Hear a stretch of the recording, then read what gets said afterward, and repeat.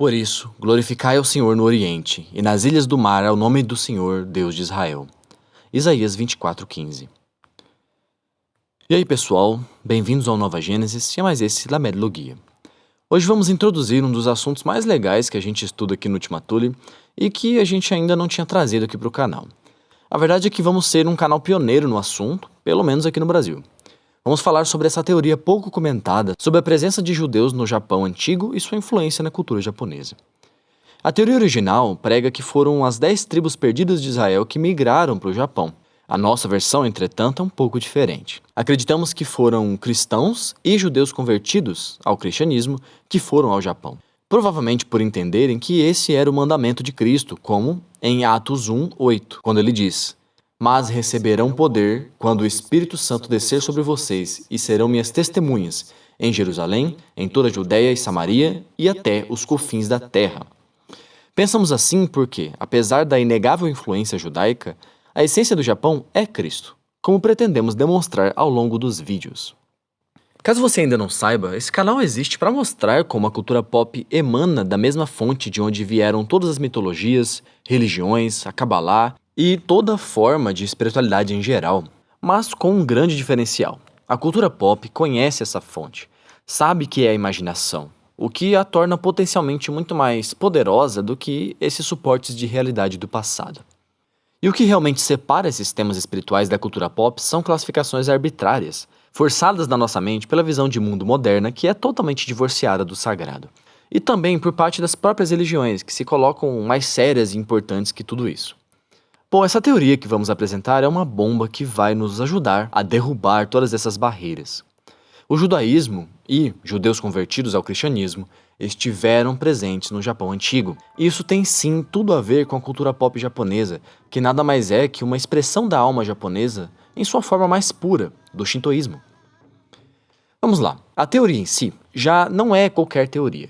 Segundo descobertas arqueológicas feitas no território japonês, a presença de judeus por lá muitos séculos atrás já é muito provável. E tudo fica mais provável ainda quando se comparam rituais shintoístas antigos, que os japoneses já nem lembram a origem, com alguns rituais judaicos. Além também das assombrosas semelhanças entre as línguas, o hebraico e o japonês. Tem um vídeo chamado A História Antiga dos Judeus que Vieram para o Japão, do canal My Jewish Japan, Meu Japão Judaico, que aborda justamente isso. Em breve postaremos esse vídeo totalmente legendado no nosso canal secundário, o Ripidon Society, onde já temos algumas legendagens bem importantes. O link vai estar na descrição. Esse vídeo é uma conversa entre o rabino Benjamin Yehezkel Ederi e o professor de literatura Hidemichi Tanaka. E essa conversa ilustra muito bem como essas duas culturas se relacionam nos mínimos detalhes, e até algo aparentemente banal, como as casas de banho e as águas termais, que a gente vê praticamente em todo mangá e anime, tem uma conexão espiritual muito profunda com o judaísmo. As a rabbi that I like very much onsen, you say about the language and you say about the historical, but even onsen as a simple tool, it's related to Judaism. I have no doubt about it. And Onsen. yes, why?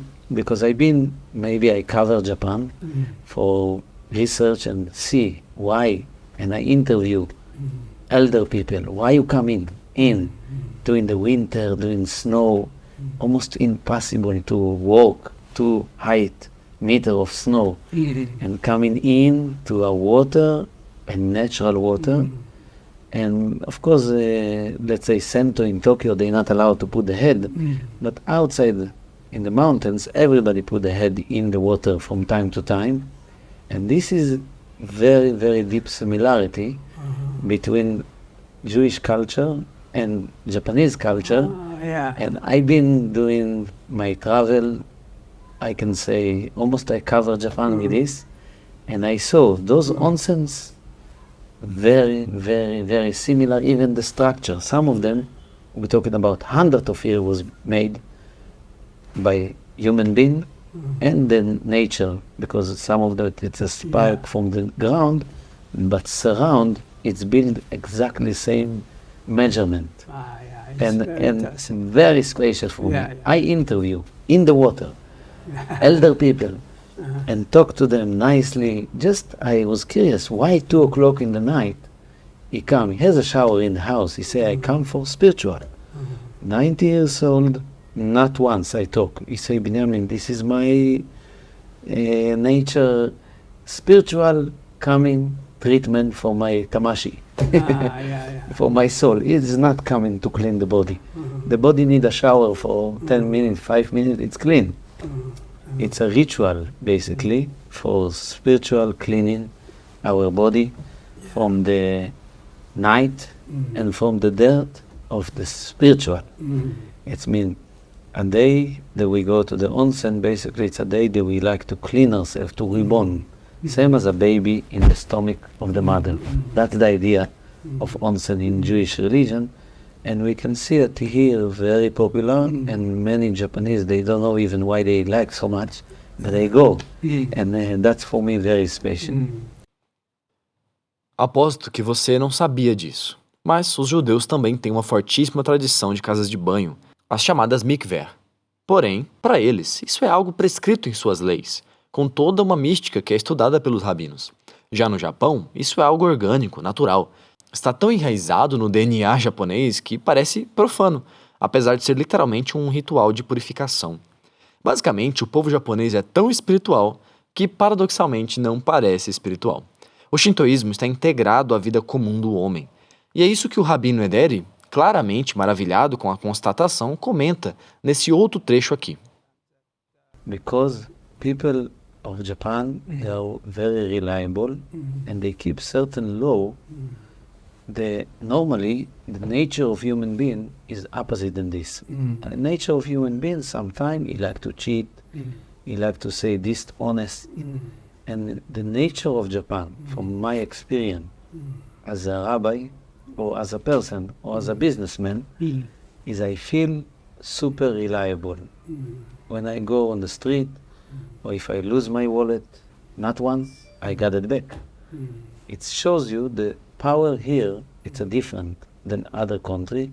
Again, we don't blame about other country, but something very strong point of understand the moral of Judaism, because in Judaism we have those kind of moral, we have many law, and it's written. In Japan it's not written, it's the society, it's the society understandable. We have to clean, we have this, we have to do this, we have to do this. It's a society error, it's written by error. But that's also beautiful. So very, it's very different because it's Jewish people with a language, Yes. so global. Yes. He express and represents themselves. Yeah. But Japanese is not, no, worse. I see. It's the atmosphere and air. Wow. Percebam o peso dessas palavras, a colocação dele de que a natureza humana tende à maldade quando não tem lei, mas que no Japão isso parece ser diferente. Isso nos indica algo muito importante sobre o povo e a terra japonesa, que vai ser o ponto desse vídeo. E algo que os próprios judeus e cristãos vão certamente resistir em considerar. A possibilidade profetizada de uma terra no Oriente desabrochar os frutos que não nasceram em Israel e nem em Roma. Como poderia a moral judaica, os mandamentos de Yahvé, estarem registrados no coração de um povo num nível ainda mais profundo do que naquele que permaneceu preservando as leis por tanto tempo? O que isso implica sobre esse povo, senão um sinal claro de onde está a árvore frutífera, onde o Espírito de Deus fala ao homem diretamente do coração? Voltando para o versículo de Isaías, por isso glorificai ao Senhor no Oriente e nas ilhas do mar, em nome do Senhor, Deus de Israel. Esse trecho tem o seguinte contexto. O Salmo fala do juízo e destruição de Israel, da desolação de Jerusalém, e fala, nesse verso, onde Yahvé seria adorado após essa devastação. E aqui a gente precisa voltar ao assunto do nosso vídeo, o fim da igreja e o futuro da religião. Isso porque os católicos dirão que foi a igreja que herdou o reino que era de Israel, apesar de não ficar no Oriente. E dizem isso principalmente por causa da parábola dos lavradores, em Mateus capítulo 21, onde um senhor planta uma vinha, arrenda para alguns lavradores, porém esses lavradores tomam a vinha para si e matam cada um dos servos que o senhor envia para recolher os frutos, até que o senhor envia seu filho, pensando que seu filho eles respeitarão. Porém, ele também é morto pelos lavradores.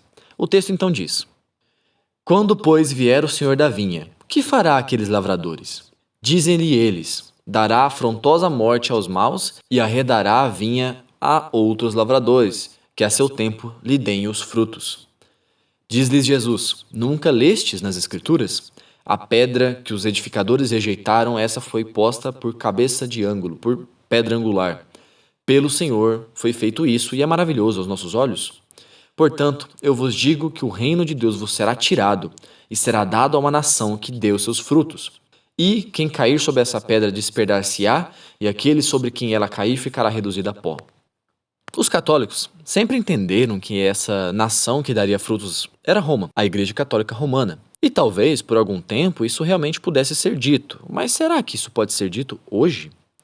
O apóstolo Paulo diz em Romanos 11 para que esses novos herdeiros, chamados ali de ramos enxertados na árvore, não se achem demais, porque eles são tão sujeitos a perderem a graça quanto eram os hebreus. Se liga, Romanos 11 a partir do versículo 19. Então vós direis: os ramos foram cortados para que eu fosse enxertado. É verdade. Entretanto, eles foram podados por causa da incredulidade deles. Porém tu, que permaneces firme na fé, não te envaideças, mas teme, porque se Deus não poupou os próprios ramos naturais, de igual maneira não poupará a ti. Então fica a pergunta: hoje, que nação serve de exemplo para o mundo? Que nação segue na direção oposta da natureza caída do ser humano? Para nós do Nova Gênesis, esses cristãos e judeus cristãos que migraram para o Japão conseguiram a realização que nem mesmo as grandiosas igrejas da Grécia e da Rússia alcançaram: a absorção completa de Cristo na alma. E isso é o Shinto, o caminho dos deuses, a teoses. O Japão é a nação que dá frutos para Deus, e esses frutos, bom, se você curte cultura pop japonesa, você os conhece muito bem. Os mangás, os animes, os tokusatsu são, assim como o povo japonês, tão sagrados que parecem profanos. Mas se você é um fã, um otaku, essa afirmação certamente não vai lhe parecer absurda. A cultura pop japonesa está profundamente ligada a toda a tradição e religião do Japão. E, considerando as influências judaicas e cristãs, podemos dizer, sem medo de errar, que aquela religião que nasceu no deserto continua agora nessas obras japonesas. Como dito uma vez pelo capitão aqui da nossa nave, o Aleph Hofer, os deuses japoneses são a primavera, o florescimento do Deus de Israel. Ainda vamos falar muito sobre isso por aqui, então não esqueça de se inscrever no canal para acompanhar tudo que virá, e lembrando que postaremos em breve o vídeo A História Antiga dos Judeus que Vieram para o Japão, legendado lá na Ripton Society. Então, se inscreve lá também, o link vai estar na descrição.